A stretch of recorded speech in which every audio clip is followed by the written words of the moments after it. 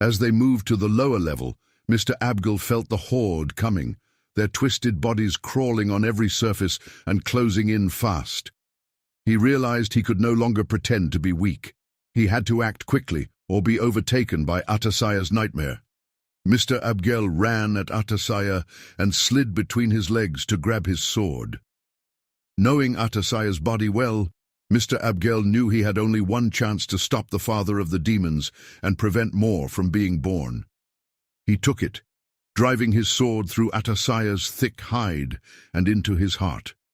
In front of all 493 of his offspring, the creature staggered, eyes wide with shock, then fell with a heavy thud. The young monsters froze in horror, the silence stretching on. They looked at Atasaya, hoping he would get up, but soon saw he would not. Their grief quickly turned to rage, and they filled the hall with angry cries. With careful focus, Mr. Abgel began to chant in an old forgotten language, his voice deep and steady. The sound echoed through the stone chamber, stirring something hidden. He reached into his coat and pulled out a clean white handkerchief, its neatness standing out in the chaos. He crouched next to Atasaya's body, which lay on the luxury vinyl tile floor, fur stained with blood. The pool of purple blood shone in the torchlight, thicker than human blood and metallic in appearance. Mr. Abgel dipped the handkerchief into it, feeling its warmth and thickness. The smell was sharp, metallic, and mixed with something sweet and rotten. He stood up and walked slowly over the beast's limbs, his boots leaving marks in the thickening blood. With the stained cloth, he drew a straight line up the nearest wall, from floor to ceiling. The purple mark stood out against the grey stone. Each drop of blood seemed necessary, and every move was careful, as if the ritual were ancient. He walked to the opposite wall, his shoes making wet sounds on the bloody floor. With steady hands, he pressed the cloth to the wall and dragged it in a jagged line. The purple blood left a winding trail, shining in the torchlight. His footsteps echoed through the chamber, mixing with the distant howls of the remaining demons. With each mark he made, the air grew heavier and more tense. He turned to the floor, knelt, and used the handkerchief to draw a line from one side of the chamber to the other. Blood filled the cracks between the vinyl, making the ritual feel permanent. The smell of iron, sulfur, and ash grew stronger, and with each finished mark, his chant grew louder and more powerful. After marking the walls and floor with the strange blood, Mr. Abgel stood up, his heart racing with the rhythm of his chant. He stepped over Atasaya's body again, feeling the heat of the fight and the pressure of the spell. The air felt tense, and the distant growls grew louder.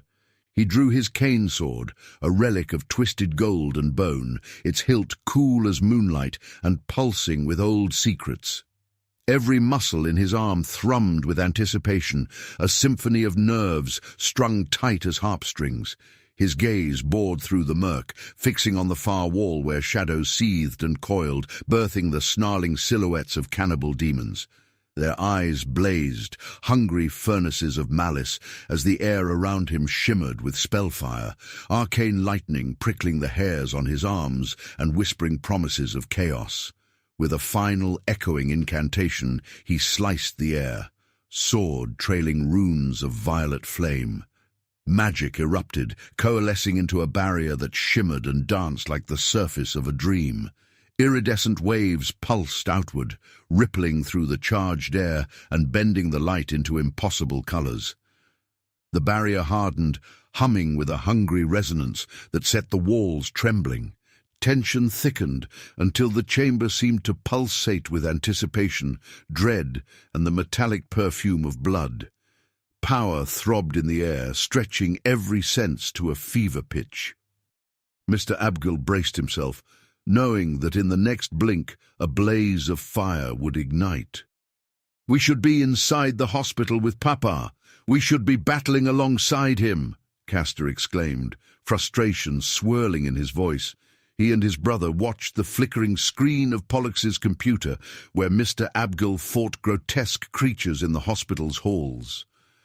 Castor felt compelled to prove himself and be recognized as a capable fighter. The dim monitor glow sharpened Castor's tense features. He always treats us like regular teenagers. We're nearly 20. When will he let us put our skills to use on a real mission? I'm tired of lookout duty, and all I want is to release this frustration on those monsters. Pollux let out a deep sigh, his voice steady despite his brother's fervor. Papa has his reasons for keeping us here. We shouldn't second-guess his decisions. He's been through battles like this before and knows what he's doing. Our role is to monitor and ensure that no one sneaks in. So, stay vigilant. His words showed his loyalty and respect for their father's authority. Castor's shoulders tightened. I'm sick of being on lookout. I want real action. Papa trained us for this. We could be doing something impactful right now. His voice trembled with frustration and anticipation, eager to act rather than wait. Pollux placed a hand on his brother's shoulder and stayed calm. I understand, Castor, but we have orders and need to focus. Our responsibility matters. Trust Papa.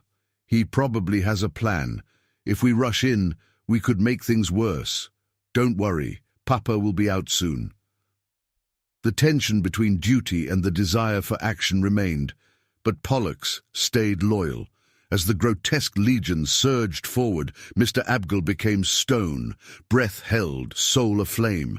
He drew back his cane sword and hurled it, the weapon spiraling toward the violet threshold. The instant it crossed, it ignited, becoming a comet of consecrated fire, a spear of judgment that tore through the dark and banished the gnashing shadows. The blazing projectile tore through the corridor, leaving a trail of flames in its wake. Castor and Pollux watched wide-eyed from the live feed as the spear struck the wall, exploding and incinerating everything in its path. With a motion swift as a sorcerer's sleight, Mr. Abgel flicked a coin, etched with runes older than memory, into the heart of the horde. It spun, catching the light with a wicked gleam, then erupted in a blossom of blue fire. Heat rippled outward in rings that licked flesh to bone, fur to ash. The beasts shrieked, their agony spiraling into a chorus that rattled the soul. Ashes rose in spectral columns, swirling like dancers, before crumbling to silence. One by one, the demons dwindled to embers, their curses snuffed as they were dragged screaming back to their infernal abyss. The air writhed with the tang of scorched flesh and the static hush of magic spent. As the battle's fury guttered out, alarms shrieked, a flock of mechanical banshees echoing down the labyrinthine arteries of the hospital. The ceiling exhaled in a hiss, unleashing torrents of glacial water that hammered the flames into submission. Steam billowed, ghost-like, weaving through the chaos as ash and soot raced along the flooded tiles, painting the floors in bruised shadows. Smoke tangled with the metallic tang of panic. All around, the hospital convulsed, nurses and doctors scattering in a storm of white coats and fear, patients fleeing as red strobes strobed like demon eyes, herding the desperate through corridors slick with rain and ruin. Through the pandemonium, Mr. Abgel moved with steady composure to retrieve his blade. His clothes stuck to his skin, and water dripped from his brow and chin. After retrieving his weapon, he returned to Atasaya. Bending over the lifeless, grotesque body of Atasaya, Mr. Abgel's muscles strained as he lifted the huge form into a reinforced, wheeled container lined with runic seals.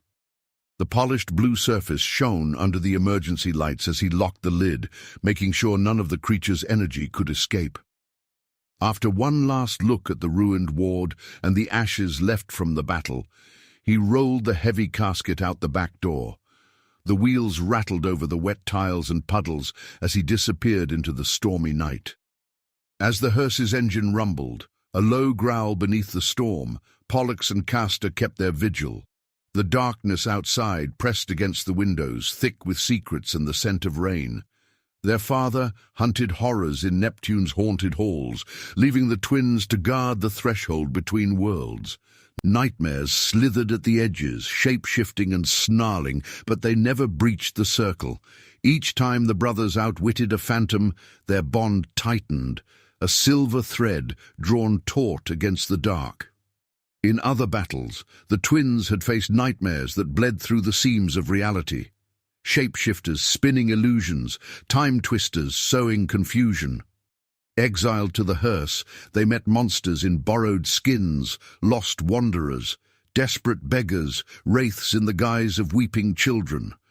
Each mask was a test, and every shadow a riddle to unravel before dawn. But Castor and Pollux stood firm, veterans of 1,000 shadow games.